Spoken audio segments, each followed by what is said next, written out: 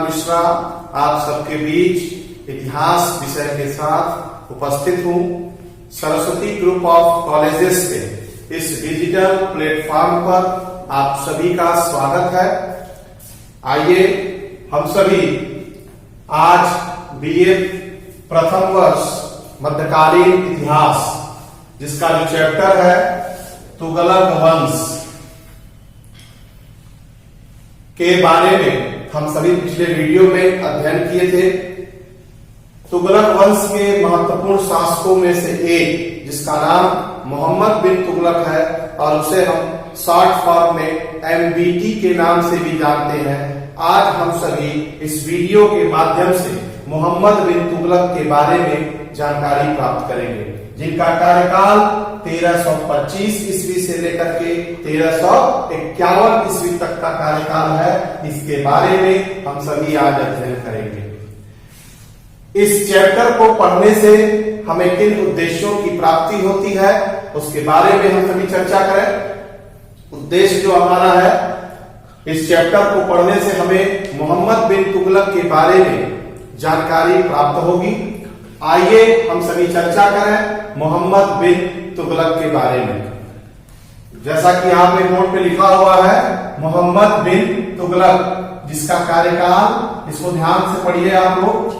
मोहम्मद बिन तुगलक जिसका कार्यकाल 1325 ईस्वी से लेकर के 1351 ईस्वी तक का कार्यकाल, मोहम्मद बिन तुगलक का कार्यकाल लंबे समय तक कार्यकाल रहा।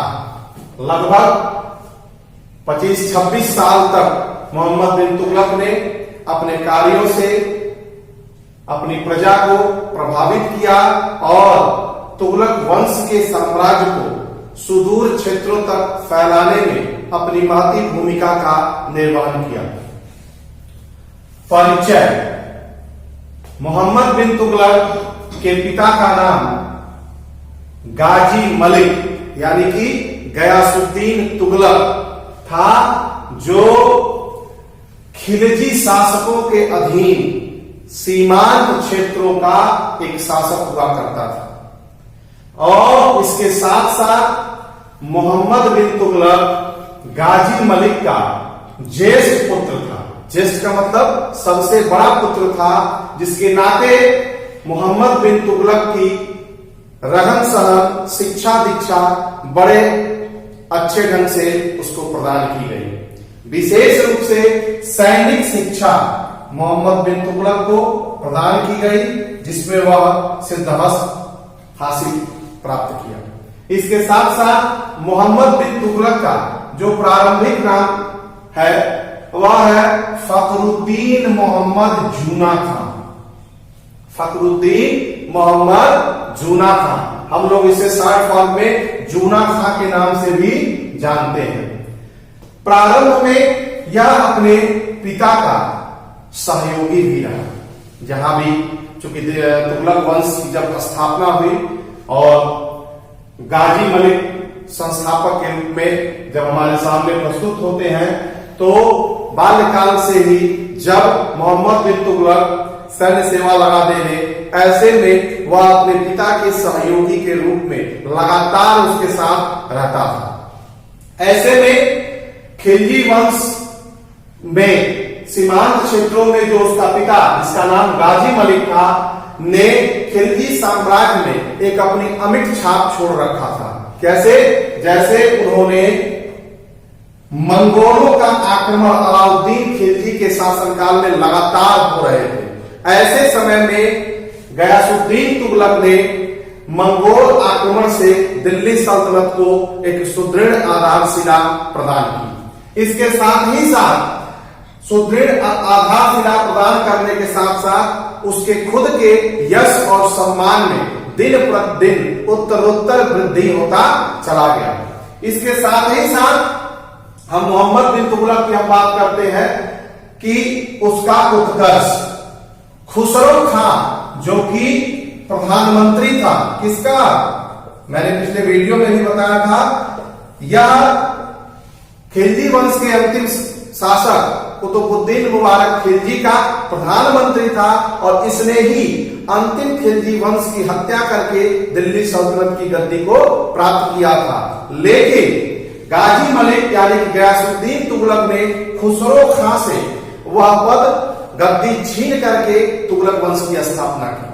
तो वही खुसरो खां, इस खुसरो खां के शासन काल में ही मोहम्मद बिन तुगलक का राजनीतिक जीवन प्रारंभ होता है। मोहम्मद बिन तुगलक एक महत्वाकांक्षी शासक रहता है और जूना खां के प्रयत्नों से ही, जूना खां मतलब मोहम्मद बिन तुगलक के प्रयत्नों से ही गाजी मलिक यानी कि गयासुद्दीन तुगलक सुल्तान गयासुद्दीन तुगलक बना।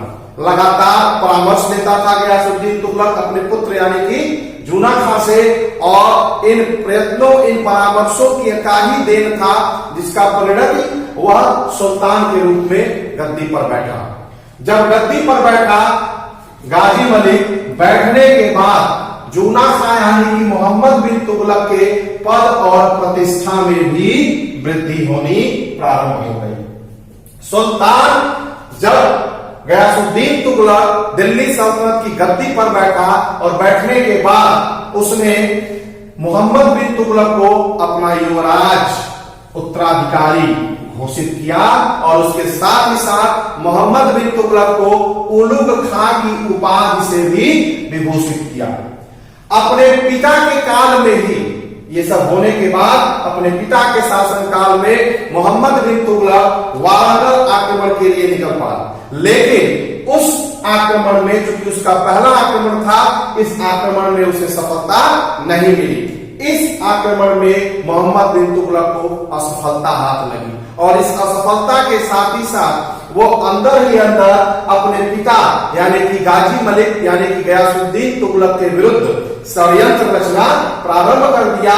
और षड्यंत्र रचने के बाद, लेकिन जैसे ही गयासुद्दीन तुगलक को इसकी भनक मिली, वो बड़ी चतुराई के साथ उस पर पर्दा डाल दिया और समय का इंतजार किया और कुछ ही समय के बाद 1325 ईस्वी में अपने पिता गयासुद्दीन तुगलक की मोहम्मद बिन तुगलक ने हत्या करा दी। आइए हम सभी चर्चा करते हैं हत्या कराने के बाद राज्यारोहण। 1325 ईस्वी में जूना खां मोहम्मद बिन तुगलक, शॉर्ट फॉर्म नाम है, मोहम्मद बिन तुगलक के नाम से दिल्ली सल्तनत की गद्दी पर बैठा। लेकिन जब वह गद्दी पर भी बैठा नहीं था, बैठने से पहले ही 40 दिन तक दिल्ली सल्तनत के साम्राज्य में उसने सुल्तान की मृत्यु का शोक मनाया। देखिए कितना विडंबना है कि अपने पिता की हत्या करने के बाद उसने खुद 40 दिन का शोक मनाया, जिससे लगे कि साम्राज्य में मैंने अपने पिता की हत्या मैंने नहीं की बल्कि किसी अन्य ने किया। 40 दिन का शोक मनाया और शोक मनाने के साथ ही साथ वह तुगलकाबाद में ही रहा 40 दिन तक।